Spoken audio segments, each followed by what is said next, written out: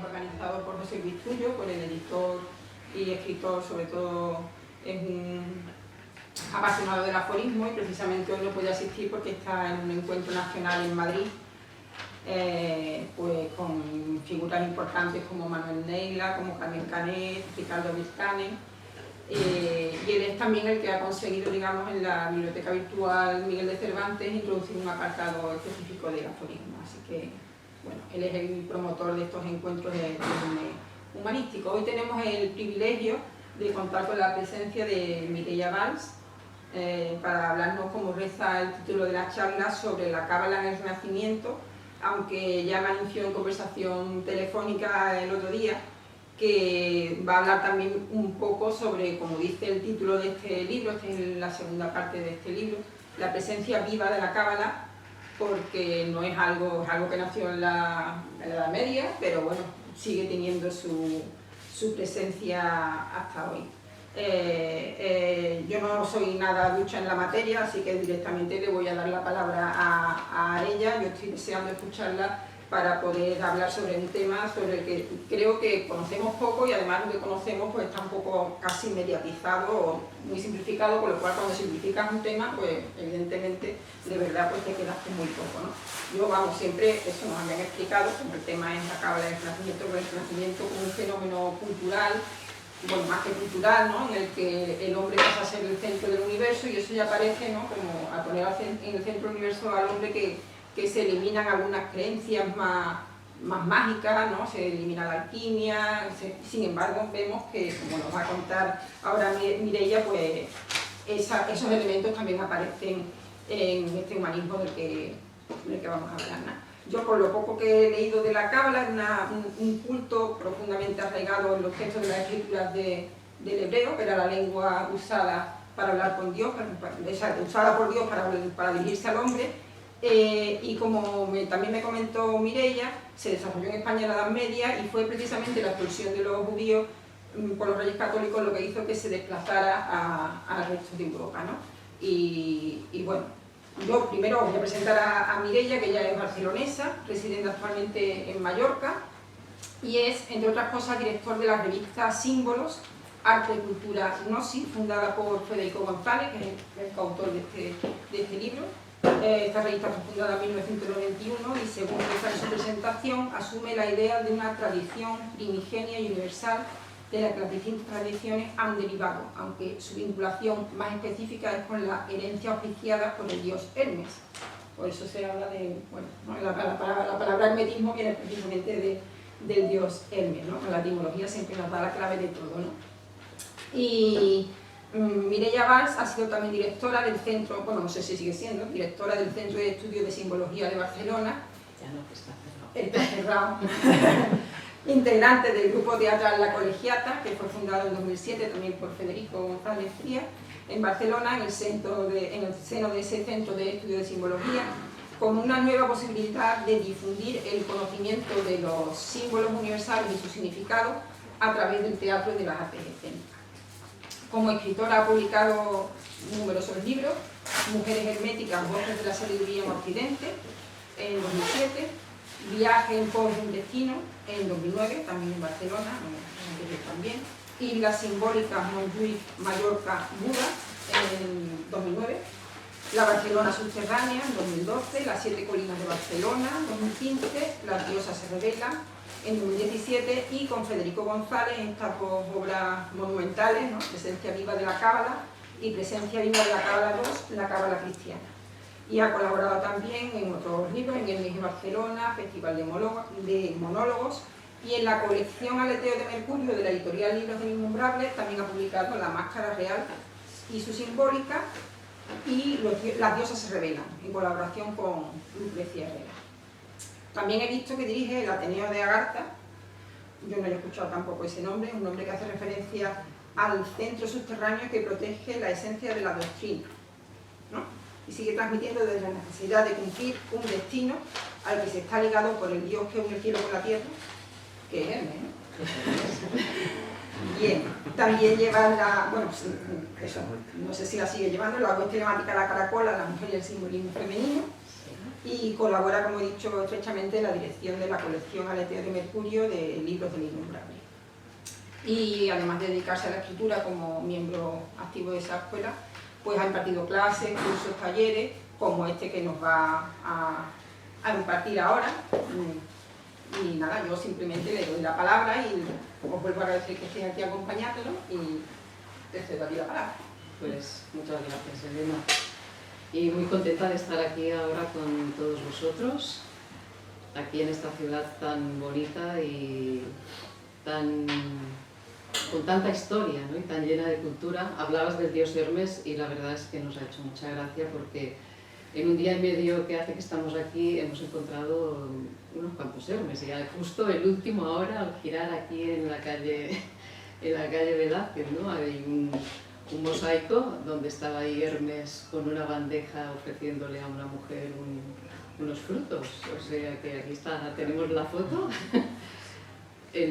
no me acuerdo el nombre de la calle, pero aquí, al ladito de la librería. Entonces pues bueno, decir gracias es una forma de decir, pero sí que de alguna forma pues son como señales de la presencia de esta entidad, ¿no? Que es la mediadora y la que transmite al ser humano el conocimiento, el lenguaje, las artes, las ciencias, y que está presente en todas las tradiciones, ¿no? En la tradición nuestra occidental pues es el Hermes Mercurio, pero en la tradición judía hay entidades que son análogas al Hermes, ¿no? Y lo encontramos de hecho por todo el mundo, ¿no? Y de hecho pues es el que ha dado nombre a la tradición de Occidente, a la tradición hermética, que es, podríamos decir, una rama vinculada a esta tradición primigenia de la que hablabas al presentarme, o al hacer la presentación de lo que es la revista Símbolos, ¿no? Pues hay una sabiduría que es eterna y que es la misma y es unánime y está presente en todas las culturas y que se expresa en cada geografía y en cada momento histórico a través de unas corrientes, ¿no? Como de unas ramas, y una de estas ramas aquí en Occidente es la tradición hermética, que es la que tiene sus orígenes en Egipto y se nutre también pues, de la tradición judía y más adelante del cristianismo, de la tradición grecorromana, etc., ¿no? Entonces, en el Renacimiento, que es de la época en la que pues, arrancaremos esta charla, ¿no? Ubicaremos la charla en el Renacimiento y veremos cómo en ese momento histórico se produce una necesidad de volver a los orígenes, ¿no? El Renacimiento no es una vuelta, una mirada a lo antiguo para rescatar unas antiguallas, sino que más bien es mirar hacia esos orígenes para rescatar esa esencia viva de la tradición, ¿no? De la sabiduría eterna. Entonces, nosotros descendemos directamente de ese Renacimiento, somos hijos del Renacimiento. Y por eso, bueno, que es el que ha dado lugar, los brillos del primer Renacimiento son los que promovieron toda esa regeneración cultural que afectó a todas las ramas del saber y a todas las expresiones culturales, ¿no? Y que luego pues, fue degradándose o podríamos decir desvirtuándose y acabó pues, en lo que es el mundo moderno, ¿no? En un mundo totalmente racionalista, cientifista, mecanicista y técnico, ¿no? Y donde ese primer brillo vivificador del Renacimiento pues se fue como sumergiendo, diríamos, y ha llegado hasta nuestros días, pero de forma como más oculta, ¿no? Entonces, lo que nos llevó a escribir este libro a Federico González y a mí, de hecho, la idea es, de estos dos libros, Presencia Viva de la Cábala 1 y este otro, del que hablaremos hoy, Presencia Viva de la Cábala 2, la Cábala Cristiana, pues la idea originaria es de Federico, y a mí me pidió si quería participar con él en la escritura, y entonces evidentemente pues me sumergí plenamente en estos estudios, y ahí surgieron pues esta obra de coautoría, pero la idea original es de él y el guión y todo, ¿verdad? Con lo cual pues me da mucha alegría poder hablar hoy aquí, aunque él no esté vivo y presente físicamente, pero sí que lo está en espíritu, ¿no? Y si nos dedicamos a estudiar sobre estos temas es por la importancia que tienen para nosotros todavía actualmente todo lo que sucedió en ese primer renacimiento, ¿no? Donde se produjo esa mirada hacia atrás, como os decía, no con el fin de rescatar unas antiguallas, sino con el fin de rescatar lo que de esencial y fresco había en todas las ramas que conforman la tradición de Occidente. ¿Y cuáles son estas ramas, no? Pues por un lado tenemos a la tradición que venía de Egipto, revelada por el dios Tot, que es el Hermes, egipcio, ¿no? Y al cual se atribuyen una serie de textos antiquísimos que conforman el Corpus Hermeticum, y de los cuales aquí en Europa se conocían, durante el Renacimiento, se conocía únicamente uno de estos textos, el Asclepios, que solo había una versión en castellano, ¿verdad? En latín, pero de los otros textos del Corpus Hermeticum no habían llegado todavía aquí. Llegaron con la desintegración del Imperio Romano, con sabios que venían de Bizancio y trajeron hasta aquí, hasta Italia, ¿no? Los textos del Corpus Hermeticum, donde está recogida la sabiduría nada menos que de esta entidad que se llama Hermes Trismegisto, que es el depositario de una sabiduría antiquísima, ¿no? ¿Hacia dónde se mira también? Se mira hacia la antigüedad grecolatina, y fundamentalmente se rescatan pues, las obras de Platón y la visión de Platón, ¿verdad? De su visión no particular, ¿no? Sino la que él expresó a través de sus diálogos, pues esa visión de lo que es la revelación del orden del cosmos, expresado a través de dos diálogos, fundamentalmente en el Timeo, ¿no? Es donde encontramos ahí la revelación de Platón acerca de cómo es esta construcción revelada del universo, ¿no?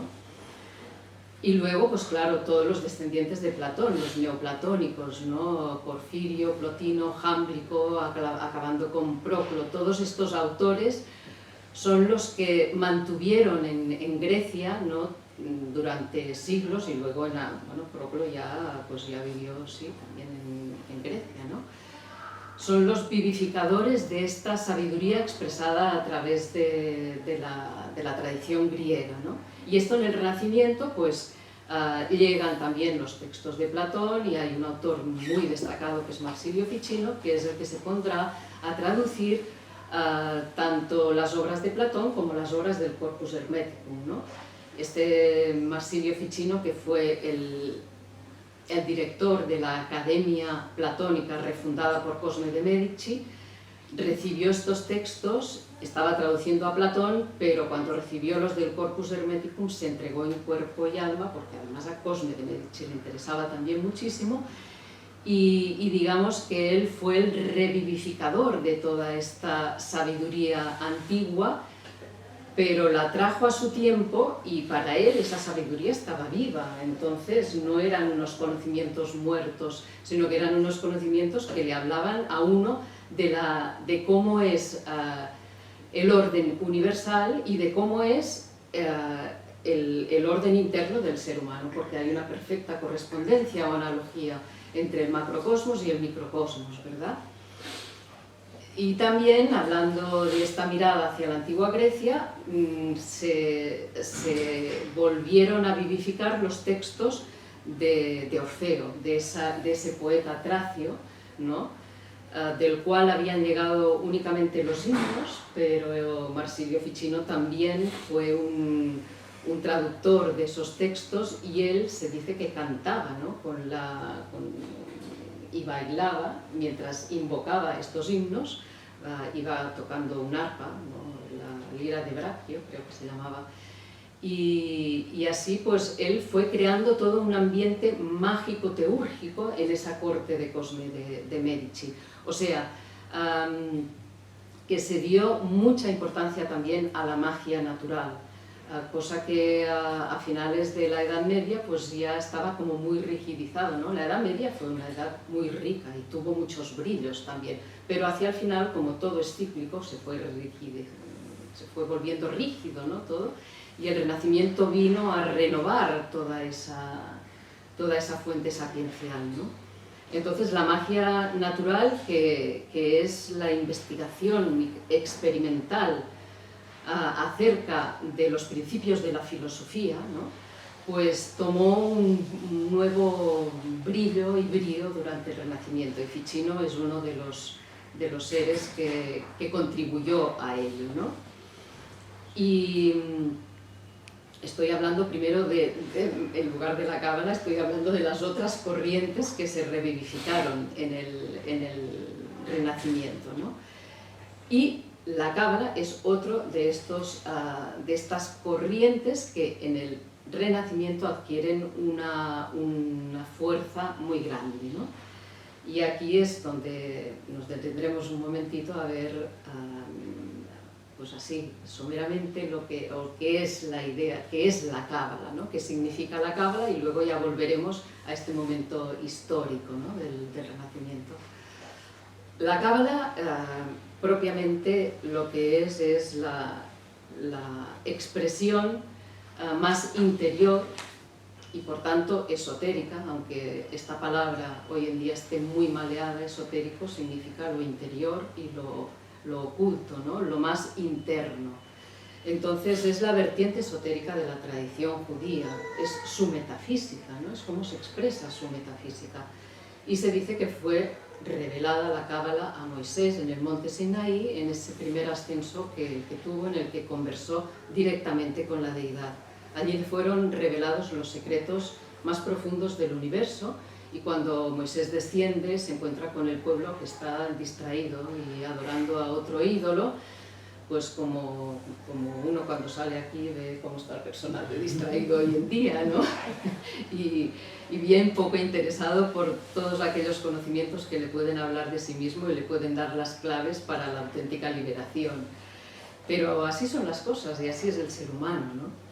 De ignorante, bueno, siempre llevamos la ignorancia encima y todos somos unos ignorantes, pero de pronto si uno se abre, ¿no? Y recibe la doctrina, si la recibe y la acepta, ¿qué es lo que significa la palabra Cábala? Cábala significa tradición, o sea, transmisión de la doctrina revelada. Y también significa aceptar, viene de una palabra hebrea que es kivel, que significa aceptar. O sea, que la Cábala implica que esa transmisión, aquello que se transmite, lo que le fue transmitido a Moisés, él lo recibió, lo aceptó y lo devolvió. Y lo devolvió renovado, ¿no? Porque eso es lo que puede hacer el ser humano siempre, cuando comprende verdaderamente la esencia de una cosa. No la repite luego como un loro, ¿no? Sino que la integra, la vivifica, lo vive en él y lo devuelve renovado. Y ese es el mensaje de la Cábala, ¿no? Es la transmisión viva de una doctrina revelada. La Cábala fue transmitida durante siglos de forma oral, a través de Moisés, los 70 sabios que formaban el núcleo más interno de su tradición, y eso fue pasando de unos a otros por tradición oral, como es en muchas tradiciones en sus inicios, que es el verbo, ¿verdad?, el que se va transmitiendo. Y llega un momento en el que, por razones cíclicas y por el peligro de que esos conocimientos se pierdan, se empiezan a poner por escrito determinados conocimientos de estos de orden interno que, como os decía, tienen que ver con la metafísica del pueblo judío, o sea, con lo que es la transmisión de su sabiduría, teniendo en cuenta que esa transmisión se realiza a través del verbo o de la palabra, ¿no? Entonces, en la tradición hebrea, como en todas las tradiciones del lenguaje, tiene un valor simbólico importantísimo, porque es la expresión, digamos, de la revelación de la deidad que al ser humano puede comprender y reproducir, ¿no? O sea, eso es lo extraordinario del lenguaje, ¿no? Es algo revelado por la deidad que el hombre puede repetir, y por tanto, al repetirlo, puede repetir todos esos conocimientos, ¿no?, que se pueden hacer en su interior. El lenguaje se expresa, como os decía, a través de la palabra, pero se fija también en las letras, ¿no? Entonces, en la tradición judía, el alefato tiene este valor fundamental como transmisor de ideas fuerza, ¿no? Es con el lenguaje que todo puede ser nombrado, es con las letras hebreas que todo puede ser escrito. Y para la Cábala, para la tradición judía, el universo es como un gran libro en el cual se ha escrito todo lo que el verbo ha proferido, ¿no? Y el universo es el cifrado, es un cifrado pues cifrado de cifrar, ¿no? Porque además las letras en hebreo y en otras lenguas también, pero en hebreo, tienen un valor numérico. O sea que la palabra es para nombrar las cosas, y además esa palabra, que va a la esencia de la cosa, nos está dando también un número, y esa numeración no es una cantidad, sino que está expresando una cualidad, un aspecto de la deidad, un atributo de la deidad, ¿no? Por tanto, las letras son instrumentos creativos, ¿no? Son los instrumentos de los que se sirve la deidad para generar el cosmos, ¿no? Entonces, esta es la esencia de la Cábala, ¿no? El valor metafísico que tiene el lenguaje.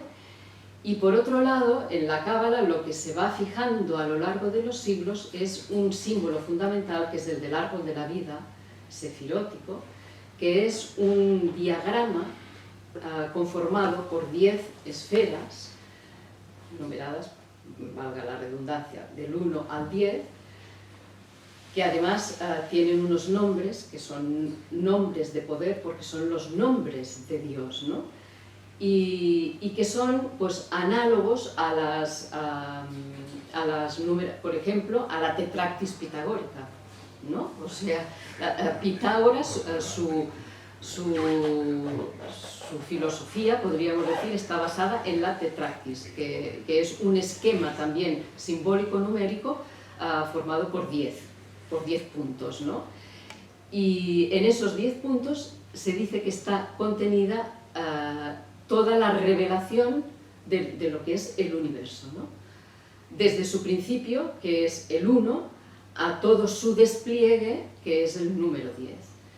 Y todo este recorrido por el árbol de la vida, ¿no?, del 1 hasta el 10, pues es fruto de esta emanación, ¿no?, surgida de este principio, que por razones misteriosas se polariza y genera, pues, su faceta positiva y su faceta negativa, su sabiduría y su inteligencia. Esa sabiduría es la que generará una de las columnas del árbol de la vida, que es la positiva, y la otra, la inteligencia, es la que generará la columna negativa o femenina, ¿no?, que está encabezada por la séfira número 3, Binah. Y la de la sabiduría, pues por Jokmah, es en hebreo, que es la columna de la fuerza. Una es la de la fuerza, la otra es la de la forma. Y la central, pues es la del equilibrio, ¿no? Entonces todo esto, toda esta idea de la Trinidad o de la triunidad, la idea de que todo el universo es fruto de una emanación, de que hay una jerarquía, ¿no? que va desde el 1 hasta el 10, y que en esta jerarquía, en esta emanación, se van generando los mundos desde los más elevados e invisibles hasta el concreto y material, ¿no? Entonces, el mundo más elevado para la Cábala es el mundo de Atzilut, que es el de las emanaciones, conformado por 3 séfiras, y estas 3 séfiras, que tienen pues, un triángulo con el vértice hacia arriba, se miran hacia abajo, ¿no? Hacia el mundo de la creación, que es el mundo de las ideas en estado puro, podríamos decir, análogas a las ideas platónicas, ¿no? Que en la Cábala se llama mundo o plano de Beriyá, y este mundo se espeja en un mundo inferior, que es el mundo de Yetzirah, que es el de las formaciones sutiles, y finalmente coagulan en el mundo de Asiyá, que es el de la concreción material, en el que hay únicamente una única esfera, que es Malkut. Entonces, Malkut se corresponde con la tierra y con el cuerpo. La tríada inmediatamente superior se corresponde con el alma inferior. La tríada superior es la que hemos dicho que es el mundo de Beriyá o de la creación, se corresponde con el alma superior. Y el mundo más alto, que es el que hemos dicho de Atzilut, se corresponde con el espíritu, ¿no? Entonces, esta idea, ¿no? De este mandala, podríamos decir, que es el árbol de la vida, se fue gestando, ¿verdad?, en el alma de los cabalistas que iban meditando en los textos sagrados, ¿no? Y que lo fueron inteligiendo, pues fruto de la meditación, pero meditación no quiere decir inventárselo, sino que hubo una revelación, todo eso les fue revelado, ¿no? Y todas estas ideas que por siglos, como os decía, fueron transmitidas a través de la palabra, pues a finales del siglo XII, principios del XIII, pues en las tierras del sur de Provenza, allí habían núcleos de judíos cabalistas, empiezan a poner por escrito estas enseñanzas. Y allí está el núcleo de Isaac el Ciego y otros círculos de cabalistas que van transmitiendo estas enseñanzas, que luego pasan a un grupo de judíos que hay en Gerona, en Cataluña, y también en Barcelona, con autores como Ezra, Zriel o Nachmanides, y ellos empiezan ya a escribir libros propiamente cabalísticos, ¿no? Como libro cabalístico había solamente el Sefer Yetzirah, que es un libro muy antiguo, ¿no? y el libro del Bahir, que es el que nació en Provenza, y en Cataluña es donde empiezan a escribirse pues, los primeros tratados cabalísticos, que muchos de ellos eran meditaciones o comentarios acerca de este Sefer Yetzirah, que quiere decir libro de las formaciones, y que es un libro dedicado a la metafísica del lenguaje, donde se habla del poder de las palabras, de las letras hebreas y de su poder cosmogónico, ¿no? Y luego, pues, estos cabalistas entran en contacto con otros judíos de toda Castilla, ¿no? De Castilla y de todo Sefarad, porque aquí en Andalucía también hubo núcleos de cabalistas, con personajes tan importantes como Chiquitilla, Abulafia o Moisés de León, que fue el escritor del Zohar, ¿no? Y ¿qué pasa, ¿no? A finales del siglo XV, ¿no? Pues ya lo sabemos todos lo que pasa, ¿no? Que esa unidad que había aquí en España, esa cohabitación entre las 3 tradiciones del libro, ¿no? Que son pues, el cristianismo, el islam y el judaísmo, pues se rompe, ¿no? En su aspecto externo se rompe, y entonces los judíos son expulsados y muchos de estos cabalistas emigran hacia Europa y entran en contacto con círculos de sabios de muchos países, tanto de Italia como de Alemania, como de Francia, como de España, y esta cábala, que hasta entonces había permanecido circunscrita a los círculos propiamente judíos, se imbrinca, ¿no? Se compenetra con distintas ramas sapienciales de estas de las que hemos empezado hablando, ¿no? Por un lado, pues seguirán los judíos en su núcleo cerrado, seguro, muchos, o sea, no saldrán de ese círculo judío, ¿no? Y habrá una cábala que se desarrollará en Safed, en Israel, o sea, antes no, en Palestina, ¿no? Llegan hasta allí hay un núcleo muy importante de cabalistas, que son el Hija de Vidas, Ayim Vital, y el anterior, que era Luria, Isaac Luria, ¿no? Y que finalmente pues, se transmite también a cabalistas en los países de la Europa oriental, y surge el hasidismo, y el hasidismo llega hasta nuestros días, ¿no? Esto por un lado lo que sería la cábala propiamente judía, que sigue perviviendo en núcleos estrictamente judíos. Pero hay judíos que entran en contacto con cristianos que son abiertos de pensamiento, ¿no? Y entonces, pues personajes como por ejemplo Pico de la Mirandola, la reciben como un regalo extraordinario, ¿no?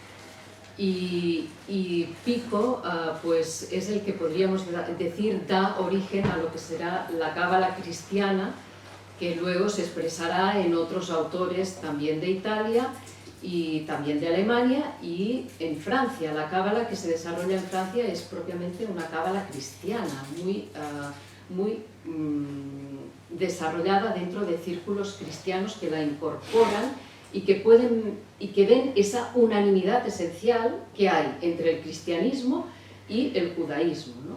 Y esto es lo que tiene de extraordinario pues la tradición, ¿no? Que cuando uno va a la esencia de la tradición, sus esoterismos diríamos que son universales y por tanto los autores, los seres humanos que puedan reconocer que hay una esencia única son los que de alguna forma han mantenido vivo este esoterismo hasta nuestros días, ¿no? Expresado a través de la cábala cristiana o expresado a través de otra rama que será la cábala más neopagana, que será la que entrará en contacto con sabios que también son cristianos, porque por ejemplo Giordano Bruno pues, era cristiano, pero tenía un gran componente neopagano también Giordano Bruno, o Cornelio Agripa, ¿no? O sea, todos estos autores de los que ahora hablaremos viven en Europa, han nacido dentro de la tradición cristiana, pero también miran hacia el neopaganismo, ¿no? Y reciben la cábala y pueden ver esa unidad esencial y realizan una síntesis de conocimiento, ¿no? Entonces, bueno, no sé si queda un poco claro, ¿no? Esas tres corrientes, ¿no? Con las que la cábala se irrigará, ¿no? O entrará en relación con, y ¿qué es la judía propiamente? La imbrincada con los autores más cristianos y la neopagana, ¿no? Entonces, visto esto, quizá sería interesante ver principalmente a dos de estos autores, que son Pico de la Mirandola y Marsilio Ficino, y luego ver cómo estos autores influyen en muchísimos otros. Voy a tomar un traguito de agua. Un momentito.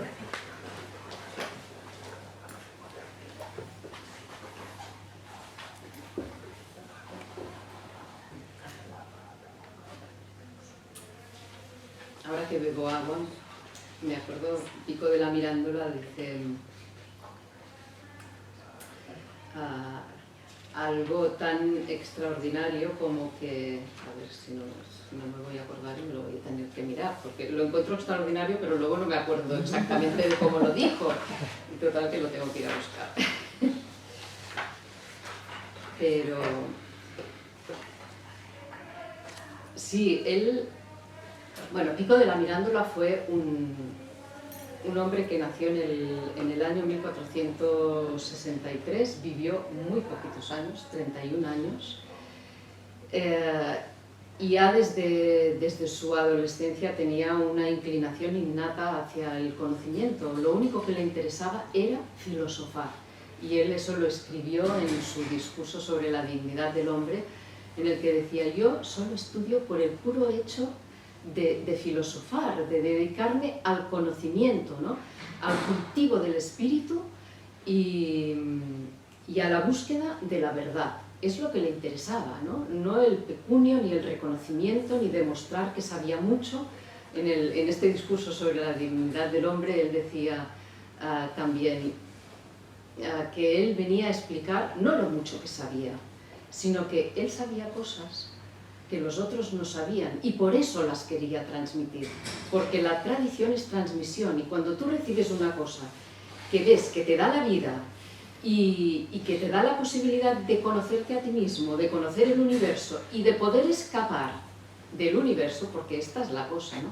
El cabalista no es el que se queda encantado en el conocimiento del universo, sino el de que a través del soporte del conocimiento del universo puede hallar la auténtica salida, o sea, la liberación final, que es el vivenciar y de algún modo con la conciencia en el estado humano, y luego cuando morimos pues también, ¿no? Pero es que lo que es extraordinario es que en el estado humano se nos da la posibilidad de inteligir ese ámbito que está más allá del cosmos, o sea, lo totalmente ilimitado, infinito, eterno, lo que los cabalistas llaman el En Sof, el sinfín, que es, bueno, es lo que no se puede nombrar.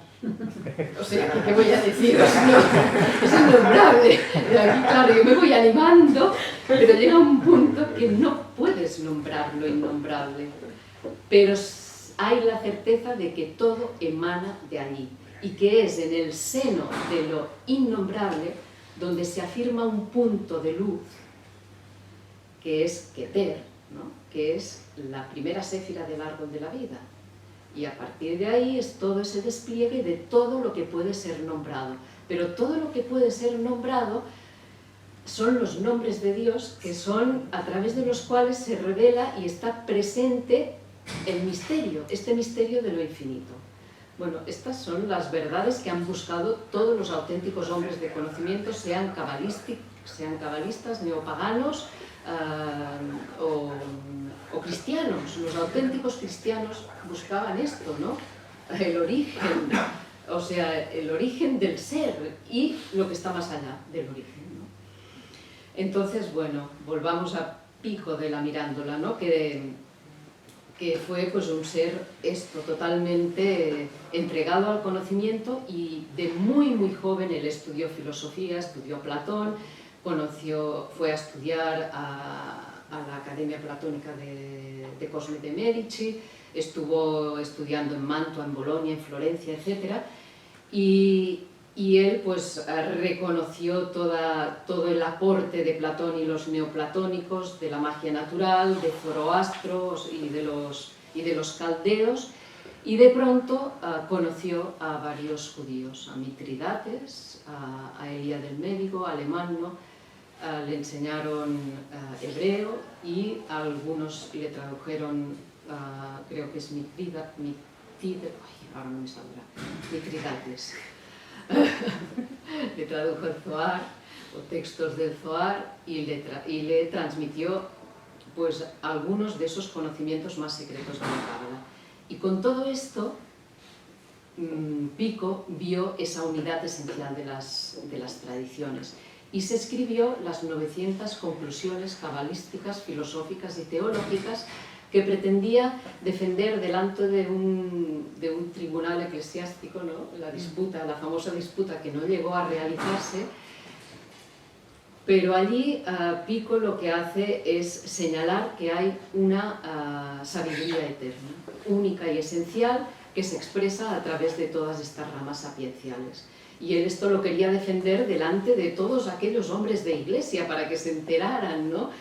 Y para traer la buena nueva al mundo, ¿no? Porque dijo que en la Cábala había descubierto que ella explicaba mejor que nada la divinidad del Mesías, la idea de la Trinidad y la idea de la encarnación del Cristo. O sea que en la Cábala halló expresados estos misterios, ¿no?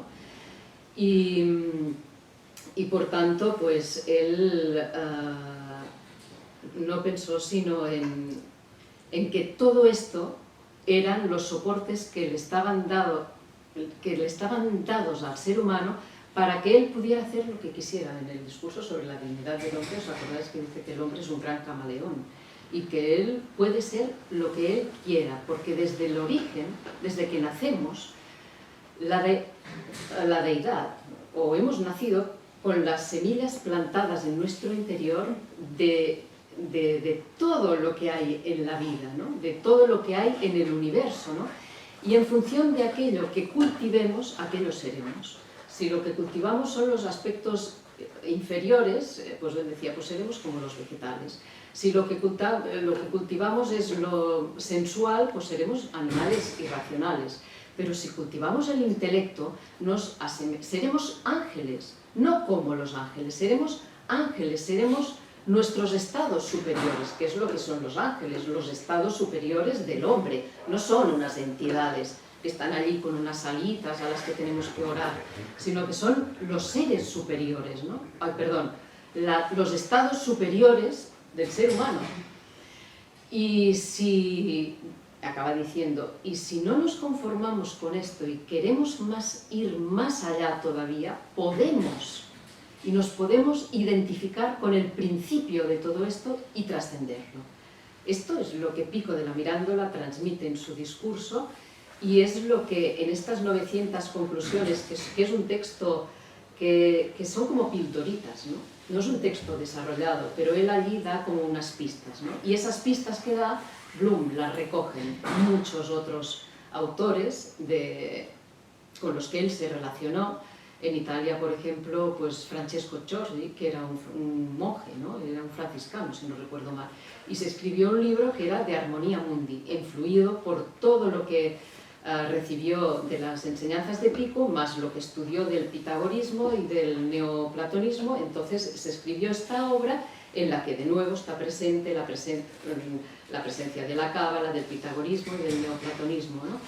Y hay pues muchos otros autores en los que esta vertiente, o sea, esta cábala influye en autores cristianos que escribirán obras como, yo que sé, el cardenal Egidio de Viterbo, que se escribió una obra titulada La Shekhinah, que quiere decir la inmanencia divina, ¿no?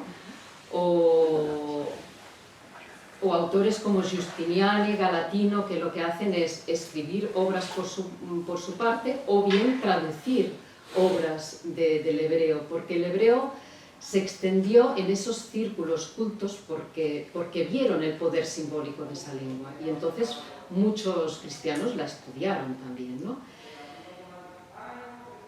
Y también trascendió las fronteras de Italia y llegó a círculos de Alemania, como por ejemplo Johann Reuchlin, fue otro de los autores cristiano-neopaganos cabalistas más importantes, que se escribió 2 obras, de Verbo Mirífico, que es el verbo maravilloso, ¿no? Donde habla de que la lengua hebrea es aquella revelada por la deidad para hablar directamente con el hombre y para que el hombre hable directamente con él. Y bueno, pues es un texto que, claro, no vamos a poder hablar aquí de todo, pero es un texto muy bello, está traducido, hay algunos trocitos traducidos y sobre todo pues de arte cabalística. Es la segunda obra más importante de Reuchlin, que esta no me acuerdo si está en español, creo que no está en francés, pero bueno, quien lea francés la puede leer y es un texto en el que también el hombre pues hace gala de unos conocimientos extraordinarios sobre sobre los misterios depositados en la cábala y sobre los misterios esenciales del cristianismo, y va tejiendo allí todas esas analogías, ¿no? Y luego en Francia pues hay toda una serie de autores, Jean Tenot, Lefebvre de Table, Guy y Nicolas Lefebvre de la Bauderie, que también pues son hombres, algunos son hombres de iglesia, otros son instructores de reyes. Jean Tenot fue el instructor de Francisco I y de Margarita, los dos hijos de Luisa de Saboya. Y Luisa de Saboya se interesó por la cábala y le hizo escribir a Jean Tenot un tratado sobre cábala para sus hijos, ¿no? Entonces, hay quien dice que la cábala se puso de moda. No es que se pusiera de moda como lo que hoy día entendemos como moda, ¿no? Sino que lo que sucedió es que la cábala se descubrió como un ingrediente esencial para penetrar la sabiduría eterna, ¿no? Y entonces se incorporó en la gnosis tanto cristiana como pagana, como os comentaba, ¿no? Y bueno, hay muchos más autores. Bueno, en España también hay autores influidos que además eran de familias que venían de judíos, ¿no? Como Santa Teresa de Jesús o San Juan de la Cruz o Fray Luis de León. Son autores. Estos más propiamente... Fray Luis de León, pues quizás sí que fue más allá de lo que es el ámbito religioso. Santa Teresa y San Juan pues son más propiamente religiosos, pero también incorporaron elementos de la cábala en sus obras literarias y supieron ver el alcance que tenía, aunque eran hombres pues más bien dedicados al aspecto exotérico de la tradición, ¿no? Al aspecto religioso, ¿no? Pero eso no quiere decir que no tuvieran también ciertas influencias, ¿no? Pues esto en cuanto a, digamos, a la cábala cristiana, ¿no? Y esta otra corriente más neopagana, ¿no? Nacida también en el Renacimiento, como os decía, de la mano de Marsilio Ficino, ¿no? Que fue ese autor, podríamos decir que junto con Pico fueron los primeros, pues los que dieron el brillo al primer Renacimiento, y quizás son los autores que menos al menos han trascendido, ¿no? Pero Marsilio Ficino pues era sacerdote, médico, astrólogo, filósofo, traductor. Cosme lo hizo director de su academia, ¿no? Era un jovencito, ¿no? Pero ya era un hombre de una cultura vastísima, ¿no? Y como os decía al inicio, él estaba traduciendo los textos de Platón cuando se recibieron los textos del Corpus Hermeticum, llegaron vía Bizancio, y Cosme vio que aquello tenía que ver con una sabiduría antiquísima y entonces se puso a traducir Marsilio esos textos del Asclepios, ¿no? Y del Poimandrés y de los textos de Estobeo y los fragmentos de Estobeo. Entonces, esto unido a los himnos órficos que también conoció y a todo el estudio de la filosofía platónica y neoplatónica, Marsilio Ficino reelaboró toda esa tradición que venía del antiguo Egipto y de Grecia y la reescribió en sus libros. Tiene una bibliografía muy extensa él. Y lo que se dedicó no solo es a estudiar, sino a poner en práctica todo aquello. O sea, todos estos conocimientos, y esto es la idea que me gustaría que quedara como viva en los que estamos aquí en esta sala, no son conocimientos de tipo erudito solamente, ¿no? Pues sí, claro que sí, que ellos eran grandes eruditos, pero no son conocimientos para ir haciendo una memoria de tipo repetitiva, sino para despertar la auténtica memoria, ¿no? O sea, que es la memoria de los orígenes, ¿no? Es una memoria de orden suprahumano, ¿no? Ficino decía que el universo estaba recorrido o atravesado por la divinidad, por el espíritu, ¿no? Entonces el espíritu ponía en marcha el alma del mundo, ¿no? Y el alma del mundo estaba reflejada en el alma del ser humano. Por tanto, el ser humano, a través de su alma, alimentando su alma, ¿no? ¿Con qué? Pues con el conocimiento, ¿no? Con estos conocimientos, esta alma podía ir haciendo ese viaje de retorno al origen, o sea, se podía ir deificando, ¿no? Se podía ir divinizando, y eso quiere decir transitando todos esos planos de los que habla la Cábala, que van desde el nivel concreto hasta la plena identificación con el espíritu. Por tanto, eran análogos lo que nos decía o nos transmitía un Marsilio Ficino a lo que nos transmitía un cabalista, ¿no? Que es la idea de que el ser humano, utilizando los vehículos de conocimiento, los soportes doctrinales adecuados, puede realizar ese viaje de retorno a los orígenes a través del conocimiento de todos los planos, mundos y seres que pueblan el universo. Y esto pues es lo que Ficino transmitió principalmente, ¿no?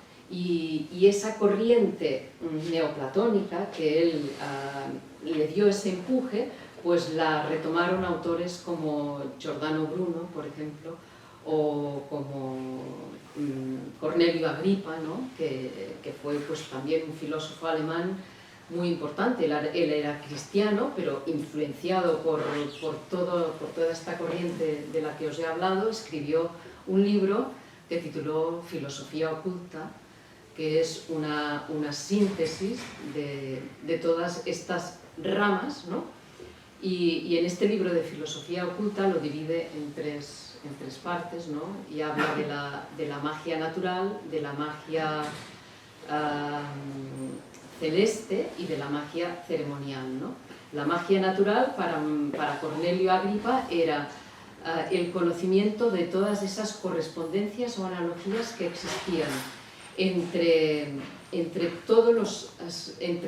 las piedras, las plantas, los animales y el ser humano, ¿no? En correspondencia pues, con las entidades angélicas y estelares, ¿no? O sea, es lo que es la auténtica magia, ¿no? es el cultivo de la ley de la analogía o correspondencia, ¿no? Que existe entre todos los órdenes de la realidad. Y la magia celeste, que es la segunda parte de su libro, ahí es donde él pues pone muchos más de los... es donde la Cábala está mucho más presente, ¿no? Está presente a través de las palabras y a través de los números, y él hace pues todo este desarrollo del mundo angélico y arcangélico, y finalmente en su última parte habla de cómo poner en práctica todo esto, ¿no? Entonces esto lo pongo como ejemplo de que todos estos conocimientos no son solo de orden racional mental, sino que son de orden intelectual y que deben ser encarnados, o sea, deben ser reconocidos en uno mismo y inteligidos y utilizados como vehículo para ir ascendiendo la escala del pensamiento.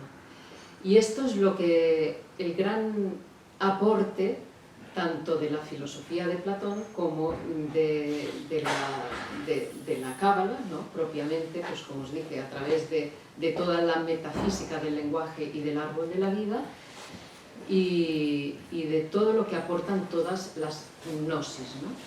Y de hecho, toda esta corriente que tuvo muchísima fuerza en el primer Renacimiento, pero luego, pues ya sabemos que vino la Reforma y la Contrarreforma, y esto ya son luchas entabladas en el plano de la religión, por tanto de lo exotérico. Toda esta corriente esotérica, pues digamos que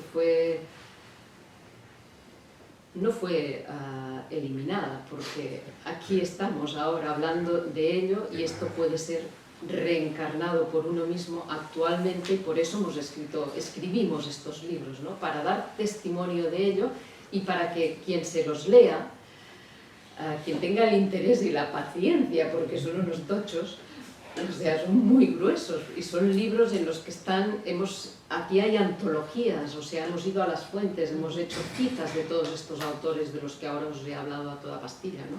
Muy rápidamente, pero que si uno se entrega a este estudio, todos estos textos están cargados de estas ideas fuerza, que pueden cobrar vida en nuestra alma, porque nosotros seguimos siendo seres humanos, por tanto, en nosotros están sembradas estas semillas y nosotros podemos ser lo que queramos ser.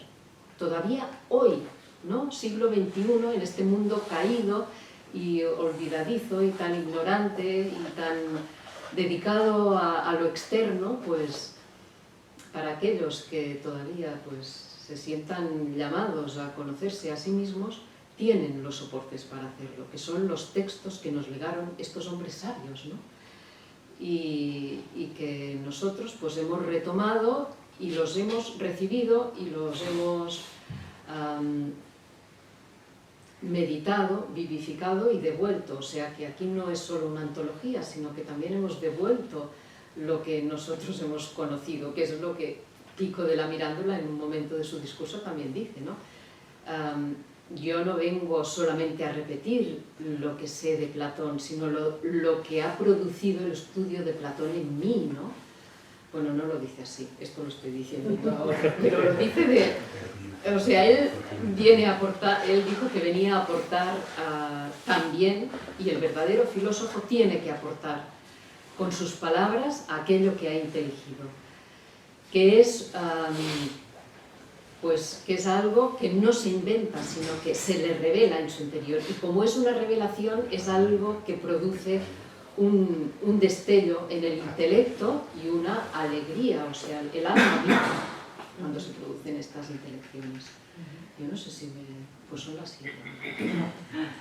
Es que claro, podría decir muchísimas más cosas, pero tampoco les voy a cansar ni a aburrir, sino que más bien, si ustedes se han quedado con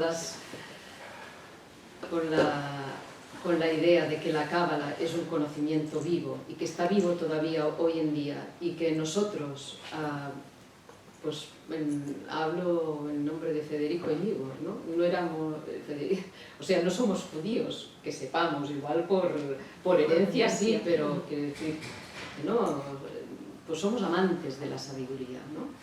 Y por eso hicimos estos libros y por eso pues nos da una gran alegría que estén aquí presentes en esta librería para quien quiera gustar, ¿no? De ellos, ¿no? Y beber de estas fuentes del saber, ¿no? Pico decía que en los libros de la Cábala estaba recogido